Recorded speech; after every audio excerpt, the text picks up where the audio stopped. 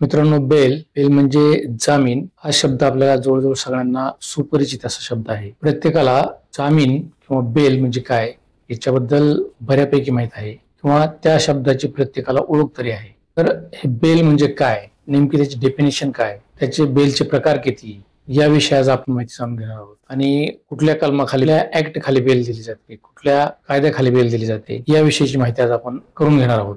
नमस्कार मित्रांनो, मी आहे ॲडव्होकेट तानाजी वाघमारे आणि आपण बघताय लिगल इन्फो MH25. मित्रांनो, व्हिडिओवर जाण्यापूर्वी आपण जर या चॅनलवर नवीन असाल तर चॅनलला सबस्क्राईब करा, व्हिडिओला लाईक करा आणि शेअर करायला विसरू नका. त्याचबरोबर तुमच्या ज्या कमेंट्स आहेत त्या कमेंट बॉक्समध्ये राईट डाऊन करायला विसरू नका. तर मित्रांनो, बेल म्हणजे काय, तर याविषयीची स्पष्ट अशी डेफिनेशन क्रिमिनल प्रोसिजर कोड 1973 मध्ये नमूद केलेली नव्हती. पण नवीन आलेला जो ऍक्ट आहे, भारतीय नागरिक सुरक्षा संहिता, यामध्ये कलम 2B मध्ये बेल म्हणजे काय याविषयीची व्याख्या नमूद करण्यात आलेली आहे.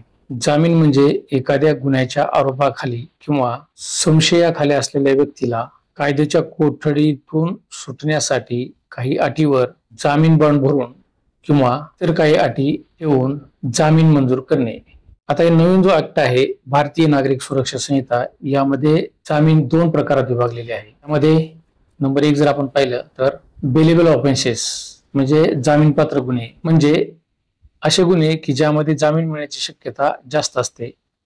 आणि दुसरा म्हणजे अजामीनपात्र गुन्हे म्हणजे नॉन बेलेबल ऑफेन्सेस, म्हणजे ज्यामध्ये जामीन मिळण्याची शक्यता अगदी कमी असते. थोडक्यात जर आपण सांगायचं म्हटलं तर यामध्ये आपण असं म्हणू शकतो की पोलीस नॉन बेलेबल ऑफेन्ससाठी अरेस्ट करतात किंवा अरेस्ट करण्याची शक्यता असते, तेव्हा आपण बेल ऍप्लिकेशन फाईल करतो. आता हे जामीन म्हणजे काय याविषयी आपण थोडक्यात माहिती घेतलेली आहेच. तर आता जामीनचे प्रकार किती याबद्दल आपण माहिती घेऊया. आपण जामीनचे प्रकार जर पाहिले तर जनरल लोकांना माहित नसतं की जामीन म्हणजे काय, जामीन म्हणजे जामीन, याच्यापेक्षा त्यांना जास्त माहित नसतं.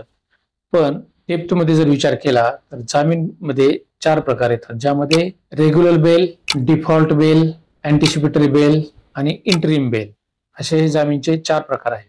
या 4 प्रकारापैकी आपण टप्प्याटप्प्यानं प्रत्येक प्रकाराविषयी थोडक्यात माहिती जाणून घेणार. पहिला प्रकार जो आहे तो आहे रेग्युलर बेल. रेग्युलर बेल म्हणजे काय, तर एखाद्या व्यक्तीला अटक झाल्यानंतर मॅजिस्ट्रेट समोर हजर केल्यानंतर जी जामीन घेतली जाते त्याला रेग्युलर बेल म्हणतात. पूर्वी CRPCच्या कलम 437 नुसार मॅजिस्ट्रेट पुढे जामीन घेतली जात होती आणि सेक्शन 439 नुसार सेशन्स कोर्ट किंवा हायकोर्टामध्ये जामीनसाठी अर्ज करता येत होता.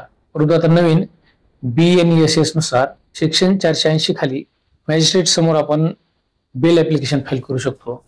तर सेशन कोर्ट आणि हायकोर्टासमोर सेक्शन 483 नुसार आपण रेग्युलर बेलसाठी ऍप्लिकेशन फाईल करू शकतो. यामध्ये एखाद्या व्यक्तीला अटक झाल्यानंतर त्याला 24 तासाच्या आत न्यायालयासमोर हजर केलं जातं. भारतीय नागरिक सुरक्षा संहितेखाली सेक्शन 480 नुसार मॅजिस्ट्रेट समोर आणि BNESS भारतीय नागरिक सुरक्षा संहिता कलम 483 नुसार सेशन्स कोर्ट आणि हायकोर्टासमोर जामीनचं ऍप्लिकेशन आपल्याला करता येतं. जर त्यामध्ये कोर्टाला प्रॉपर वाटलं तर कोर्ट त्यासाठी आपल्याला काही ठराविक कंडिशन्सवर जामीन देत असतं. यामध्ये कोर्ट वेगवेगळ्या अटी घालून देतं. त्यानुसार सगळ्यात महत्वाची अट म्हणजे प्रस्तुतचे प्रकरण चालू असताना तो जो आरोपी आहे त्याला आरोपीला कोर्टाच्या परमिशन शिवाय देश सोडता येत नाही. त्याचबरोबर दुसरी अट कोर्ट असं घालू शकतं, ज्या पोलीस स्टेशन अंडर त्याच्यावर गुन्हा दाखल झालेला आहे त्या पोलीस स्टेशन मध्ये रेग्युलरली हजेरी लावणे.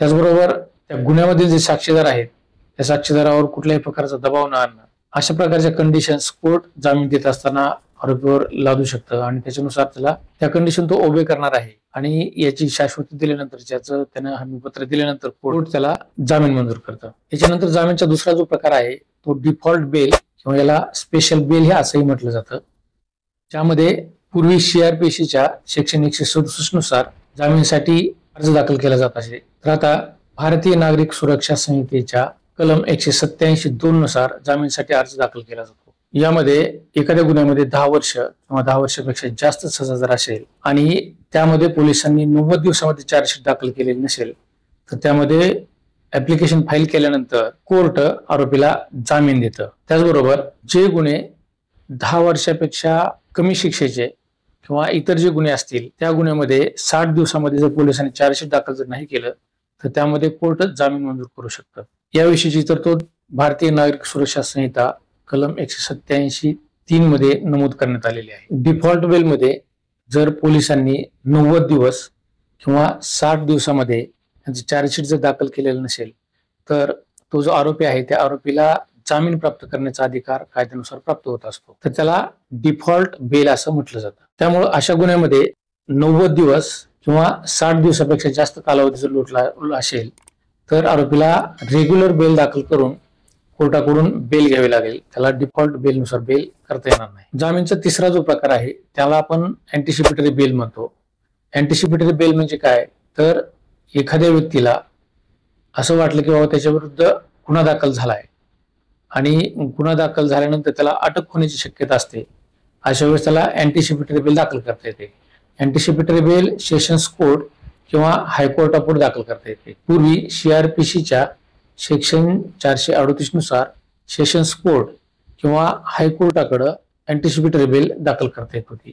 परंतु आता भारतीय नागरिक सुरक्षा संहिता कायद्यानुसार सेक्शन 482 नुसार आपण सेशन कोर्ट किंवा हायकोर्टाकडे अँटिसिपेटरी बेल दाखल करू शकतो. अँटिसिपेटरी बेल घेण्याकरिता महत्वाच्या ज्या अटी आहेत किंवा माझी त्या केसमध्ये कुठल्याही प्रकारची इन्व्हॉल्वमेंट नाही, मी निर्दोष आहे, हे आपल्याला सिद्ध करावं लागतं. त्याचबरोबर एखादी व्यक्ती वयस्कर असेल किंवा तिला दुर्धर असा आजार असेल तर त्या कारणाखाली हायकोर्ट किंवा सेशन कोर्ट त्या आरोपीला जामीन देऊ शकतं. भारतातील उत्तर प्रदेश राज्यामध्ये अँटिसिपेटरी बेलसाठी कुठल्याही प्रोव्हिजन नव्हत्या. परंतु आता त्यामध्ये अमेंडमेंट करून अँटिसिपेटरी बेल घेण्यासाठीच्या प्रोव्हिजन अमेंडमेंटनुसार समाविष्ट करण्यात आलेले आहेत. असे अमेंडमेंट करण्याचे अधिकार प्रत्येक स्टेट गव्हर्नमेंटला आहेत.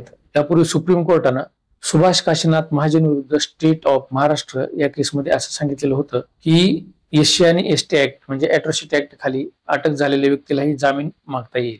त्यानंतर सेंट्रल गव्हर्नमेंटनं SC आणि ST ऍक्ट मध्ये अमेंडमेंट करून सेक्शन 18A त्यामध्ये वाढवण्यात आलं आणि त्यामध्ये आरोपीला अॅट्रॉसिटी ऍक्ट खाली जामीन मागता येणार नाही अशा प्रकारची प्रोव्हिजन त्या ऍक्ट मध्ये समाविष्ट करण्यात आली. यानंतर बेलचा जो चौथा प्रकार आहे त्याला आपण इंटरिम बेल म्हणतो. इंटरिम बेल मध्ये पूर्वी CRPC आणि आताच्या भारतीय नागरिक सुरक्षा संहिता या दोन्ही कायद्यामध्ये इंटरिम बेल बद्दल या दोन्ही ऍक्ट मध्ये कुठलीही प्रोव्हिजन नमूद करण्यात आलेली नाही. इंटरिम बेलला टेम्पररी बेल असंही म्हटलं जाऊ शकतं, कारण इंटरिम बेल ही ठराविक कालावधीसाठी ठराविक कंडिशनवर हायकोर्ट किंवा सेशन कोर्ट आपल्याला देत असतं. त्याला आपण इंटरिम बेल म्हणतो. ही बेल जी असते ती कायमस्वरूपी नसते. ठराविक आठवडा 2 आठवडे या कालावधीसाठी ही बेल दिली जाते. त्याला इंटरिम बेल म्हटलं जातं किंवा त्याला अंतरिम बेल जामीन असं मराठीमध्ये म्हटलं जातं. तर हे होते जामीनचे 4 प्रकार. बऱ्याच लोकांना जामीनबद्दल माहिती नसते, बऱ्याच लोकांना जामीनबद्दल उत्सुकता असते. जामीन कुठल्या प्रकारचे असते याविषयी जास्त कल्पना नाही. लोकांना रेग्युलर बेल आणि अँटिसिपेटरी बेल या 2 जामीनविषयी जास्तीत जास्त माहिती आहे. अशा ह्या 4 प्रकारच्या बेल आहेत आणि त्या बेल आधारे कोर्टाकडून एखाद्या गुन्ह्यातील व्यक्ती त्याची जामीनवर मुक्तता करू शकते. असे होते हे बेलचे प्रकार. मित्रांनो, ह्या बेलच्या टॉपिक बद्दल आपल्याला काय वाटतं याविषयीच्या कमेंट बॉक्समध्ये राईट डाऊन करा. चॅनलला सबस्क्राईब केलं नसेल तर चॅनल सबस्क्राईब करा, व्हिडिओला लाईक करा आणि शेअर करायला विसरू नका. धन्यवाद.